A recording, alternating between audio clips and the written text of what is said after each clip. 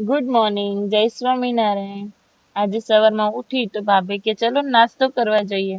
એટલે અમે બધા નાસ્તો કરવા ગયા.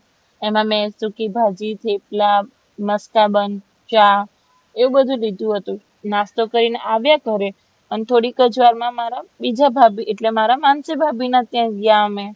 તો એમના ત્યાં ગયા, થોડીક વાર બેઠા અને વાતચીતું કરી. તો એમને જમવાનું પણ બનાવ્યું હતું.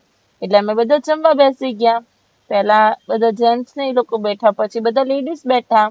અને સાંજ થઈ એટલે બધા મહેમાન પણ આવ્યા હતા એમના ત્યાં, પપ્પાના ફ્રેન્ડ્સ ને બધા. એટલે અમે એમના ત્યાં બેઠા.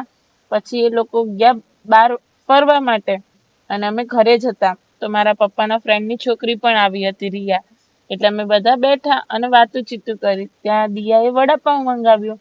અમે વડાપાઉં ખાઈને થોડીક વાર થયું કે ચલો ને કેફેમાં જઈએ. તો અમે ચારેય છોકરીઓ કેફેમાં ગયા. અને મને નહોતી ખબર કે રાજકોટમાં પણ આટલા સરસ સરસ કેફે હશે. એટલે અમે લોકો પહોંચ્યા પછી થયું કે ના, અમે બહુ સરસ જગ્યાએ આવ્યા છીએ. અને થોડીક જ વાર થઈ ત્યાં અમે લોકોએ ફૂડ પણ ઓર્ડર કર્યું. તો મારી ફ્રેન્ડને અને બધાને ખાવું હતું સિઝલર. તો મેં પનીર બાર્બીક્યુ સિઝલર મંગાવ્યું. અને સિઝલર ખાતા જતા ત્યાં ઈચ્છા થઈ કે તો સ્પેગેટી પણ ટ્રાય કરવી છે. તો અમે એલ્ફ્રેડો સ્પેગેટી રેડ સોસમાં કરાવી રેડી. અમે ખાઈને પછી પાછા ઘરે આવ્યા.